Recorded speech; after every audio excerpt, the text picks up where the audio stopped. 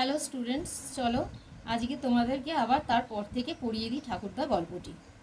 বৃত্তাভাবে অনেক সময় ঘরের দ্বার রুদ্ধ করিয়া তিনি নিজের হস্তে অতি পরিপাটি করিয়া ধুতি কোচাইতেন এবং চাদর ও জামার আস্তিন বহু যত্নে ও পরিশ্রমে গিলে করিয়া রাখিতেন। তাহার বড় বড় জমিদারি ও বহুমূল্যের বিষয় সম্পত্তি লোপ পাইয়াছে, কিন্তু একটি বহুমূল্য গোলাপ পাশ, আতরদান, একটি সোনার রেকাবি, একটি রূপার আলবোলা, একটি বহুমূল্য শাল ও সেকেলে জামাজোড়া ও পাগড়ির দারিদ্র্যের গ্রাস হইতে বহু চেষ্টায় তিনি রক্ষা করিয়াছিলেন। কোনো একটা উপলক্ষ উপস্থিত হইলে এইগুলি তিনি বাহির হইত এবং নয়নজোড়ের জগৎবিখ্যাত বাবুদের গৌরবজল রক্ষা হইত। অর্থাৎ তেনার ভিত্ত ছিল না, মানে তার চাকর ছিল না বলে তিনি ঘরের দরজা বন্ধ করিয়া তিনি নিজে হাতেই নিজের ধুতি কোচাইতেন এবং জামা চাদর আস্তিন বহু যত্ন করে পরিশ্রম করে নিজেই গিলে করতেন আর তাকে গুছিয়ে রাখতেন। তার বড় বড় জমিদারির বহুমূল্যের সম্পত্তি সব কিছুই লোপ পেয়েছিল, কিন্তু তার মধ্যে কিছু জিনিস তার ছিল। তার মধ্যে ছিল কি, বহুমূল্য একটি গোলাপ পাশ, আতরদান অর্থাৎ যাতে আতর রাখা হয়, একটি সোনার রেকাবি, একটি রূপোর আলবোলা, আলবোলা বলতে বোঝাচ্ছে যে রূপোর গুড়গুড়ি, একটি বহুমূল্যের শাল ও সেকেলে জামাজোড়া ও পাগড়ির দারিদ্র্যের গ্রাস হয়েছে, কিন্তু বহু চেষ্টায় তিনি রক্ষা করেছিলেন। সবই চলে গিয়েছিল, তিনি তাও এই কটা জিনিস তিনি গুছিয়ে রেখে দিয়েছিলেন। কোনো একটা উপলক্ষ অর্থাৎ কোনো একটা উৎসব আসলে তিনি এই জিনিসগুলো বার করতেন নিজেদের নয়নজোড়ে জগৎবিখ্যাত বাবুদের গৌরব রক্ষা করবার জন্যে। এদিকে কৈলাসবাবু মাটির মানুষ হইলেও কথায় যে অহংকার করিতেন, সেটা যেন পূর্বপুরুষদের প্রতি কর্তব্যবোধে করিতেন। সকল লোকেই তাহাকে প্রশ্রয় দিত এবং বিশেষ আমোদ বোধ করিত। তিনি কৈলাসবাবু মানুষটি সত্যিই মাটির মানুষ, কিন্তু কথায় কথায় তিনি যেটুকু অহংকার করিতেন সেটুকু তিনি তার পূর্বপুরুষদের প্রতি মনে করতেন যে কর্তব্যবোধেই তিনি এইটুকানি করতেন, এবং সকলেই তাকে প্রশ্রয় দিতেন তার এই অহংকারের জন্য। পাড়ার লোকে তাহাকে ঠাকুরমশাইয়া বলিত এবং তাহার ওখানে সর্বদা বিস্তর লোক সমাগম হইত।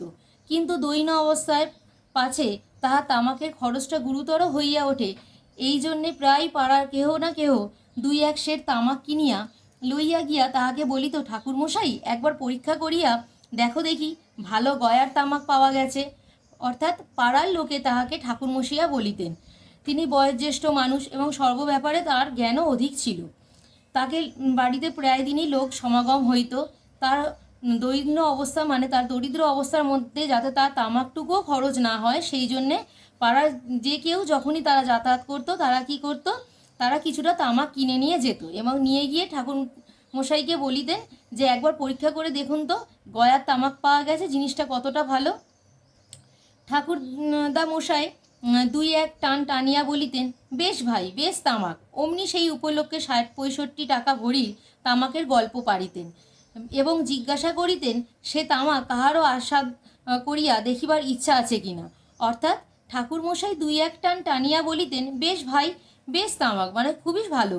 অমনি সেই উপলক্ষে তিনি বলিতেন ওনাদের সময়কার সেই জমিদারি আনায় ৬০-৬৫ ভরি টাকার ভরির তামাকের গল্প, এবং জিজ্ঞাসা করতেন যে কেউ সেই স্বাদ নেবার তার কারোর ইচ্ছা আছে কি না। সকলেই জানিত যে যদি কেউ ইচ্ছা প্রকাশ করে তবে নিশ্চয়ই চাবির সন্ধান পাওয়া যাইবে না। অর্থাৎ অনেক অন্বেষণের পর প্রকাশ পাইবে যে পুরাতন ভিত্ত গণেশ বেটা কোথায় যে কি রাখে তাহার কোনো আর ঠিকানা নাই। গণেশও বিনা প্রতিবাদে সমস্ত অপবাদ স্বীকার করিয়া লইবে। এই জন্যেই সকলেই এক বাক্যে বলিত, ঠাকুরমশাই কাজ নেই, সে তামাক আমাদের সহ্য হবে না, আমাদের এই ভালো। অর্থাৎ সকলেই জানিত যে কেউ যদি সেই ৬০-৬৫ ভরি তামাক খাওয়ার ইচ্ছা প্রকাশ করিত তাহলে তখন চাবি পাওয়া যাবে না।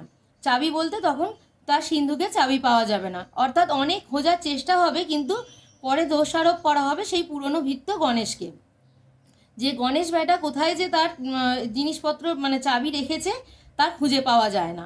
এই জন্যেই সকলেই এটা বলতেন যে না ঠাকুরমশাই, সে আমাদের সহ্য হবে না অত দামি তামাক, তাই আমাদের এটাই ভালো।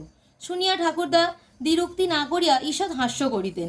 মানে এইটা শুনিয়ে ঠাকুরদা মশাই কী করিতেন, অল্প একটু হাস্য মুখ করিতেন। সকলে বিদায় লইবার কালে হঠাৎ বলিয়া উঠিতেন, সে যেন হলো তোমরা কবে আমার